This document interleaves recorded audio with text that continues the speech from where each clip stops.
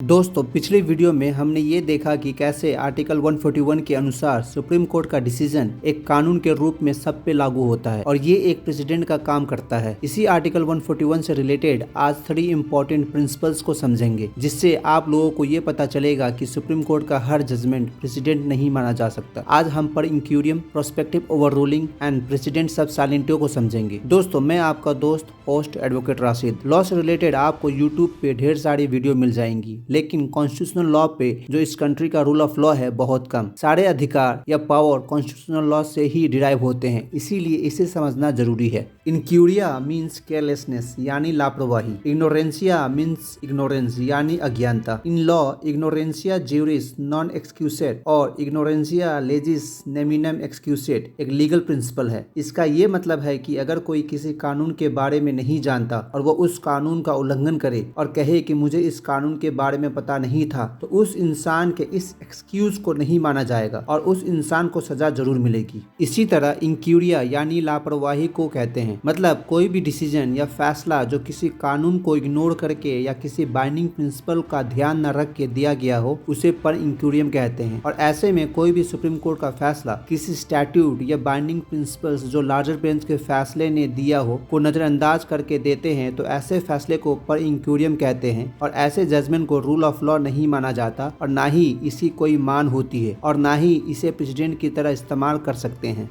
Example के तौर पे बिल्किस बानो के केस में जो 8 जनवरी 2024 को सुप्रीम कोर्ट ने फैसला दिया था, इस जजमेंट में सुप्रीम कोर्ट ने 13/5/2022 को जो ऑर्डर पास हुआ था उसे पर इंक्यूरियम करार करके खारिज कर दिया था। इसमें सुप्रीम कोर्ट ने ये कहा कि 13/5/2022 का फैसला सुप्रीम कोर्ट के लार्जर बेंच के फैसले को नजरअंदाज करके और रूल ऑफ लॉ को इग्नोर करके दिया गया था, इसीलिए 13/5/2022 का फैसला मान्य नहीं होगा। कोई भी डिसीजन अगर कानून को इग्नोर या नजरअंदाज करके दिया गया हो, तो ऐसे फैसले जो सुप्रीम कोर्ट देता है उसे पर इंक्यूरियम माना जाएगा और जो डिसीजन पर इंक्यूरियम है वो कानून का रूप नहीं ले सकता, उसे लॉ नहीं मानेंगे। इसी तरह मुकेश कुमार त्रिपाठी के जजमेंट में सुप्रीम कोर्ट ने ये कहा कि प्रीवियस डिसीजन को नजरअंदाज करके फैसला दिया गया था, इसीलिए इस जजमेंट को पर इंक्यूरियम करार देते हैं और ये सही लॉ नहीं है। सब साइलेंटियो मतलब किसी केस में कोई पॉइंट ऑफ लॉ इन्वॉल्व हो लेकिन कोर्ट ने उस पे कोई फैसला नहीं दिया या ना ही उसे एक्सप्लेन किया और उस पॉइंट को बिना टच किए फैसले देता है, तो ऐसे में उस पॉइंट को सब साइलेंटियो कहेंगे। और ऐसे पॉइंट ऑफ लॉ जिसे कोर्ट एक्सप्लेन या डिसाइड नहीं करती, वो फैसले के रेशियो डेसिडेंडाई या बाइंडिंग नहीं माना जाएगा। और ऐसे ही एक लीगल पॉइंट इन्वॉल्व था बिल्किस याकूब रसूल versus union of India and others के केस में। पॉइंट नंबर 2 कि रिट पिटीशन PIL के अंतर्गत मेंटेनेबल है कि नहीं। और इस पॉइंट पे सुप्रीम कोर्ट ने पेज नंबर 116 पैरा 27 में कहा कि PIL की मेंटेनेबिलिटी पे आंसर करना अभी जरूरी नहीं, क्योंकि विक्टिम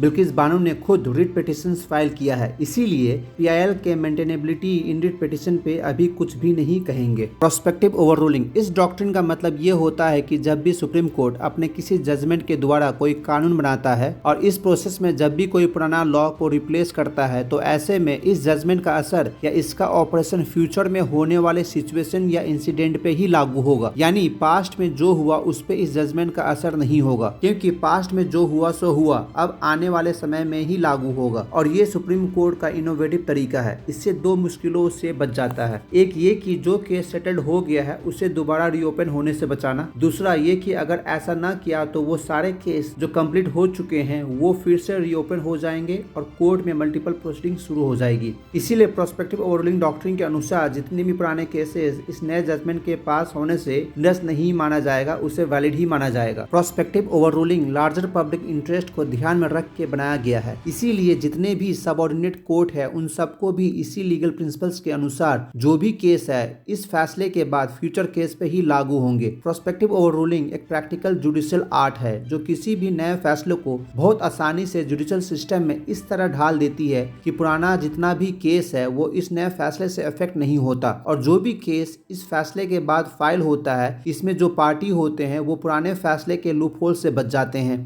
जब कभी लेजिस्लेचर कोई कानून पास करता है पार्लियामेंट से या लेजिस्लेटिव असेंबली से और कानूनी तौर पे लेजिस्लेचर के पास ये अधिकार नहीं था कि वो कानून बनाए, इसे हम नॉन एस्ट कहते हैं, यानी लेजिस्लेशंस विदाउट लीगल कॉम्पिटेंस, मतलब बिना अधिकार का कानून बनाना। जब भी ऐसा होता है ये कानून ही कहलाता है जब तक सुप्रीम कोर्ट इस पे अपना ये फैसला ना दे दे कि ये कानूनी अख्तियार के दायरे के बाहर था और ये वॉइड है, और फिर ऐसे कानून को हम हर एक मामले के लिए इनवैलिड मानेंगे और ऐसे कानून फिर कानून नहीं माना जाएगा। इसका मतलब ये नहीं कि जब तक सुप्रीम कोर्ट उस कानून को इनवैलिड नहीं करार कर देती उस समय तक ये कानून वैलिड ही माना जाएगा। प्रोस्पेक्टिव ओवररूलिंग के अनुसार ये होगा कि उस कानून की इनवैलिडिटी फ्यूचर डेट से लागू होगी और पीछे जो हुआ उसे डिस्टर्ब नहीं किया जाएगा, और इसीलिए सुप्रीम कोर्ट जब भी इस प्रोस्पेक्टिव ओवररूलिंग का इस्तेमाल करती है वो उस कानून को रद्द कर देती है, लेकिन उससे जो नुकसान हुआ है वो रिलीफ नहीं देती। एग्जाम्पल के तौर पे जब सुप्रीम कोर्ट ने Subhash Desai versus principal secretary governor of Maharashtra and others में ये माना कि महाराष्ट्र गवर्नर ने बिना सोचे समझे डिफेक्टेड शिवसेना मेंबर के एप्लीकेशन पे सरकार बदलने में मदद की,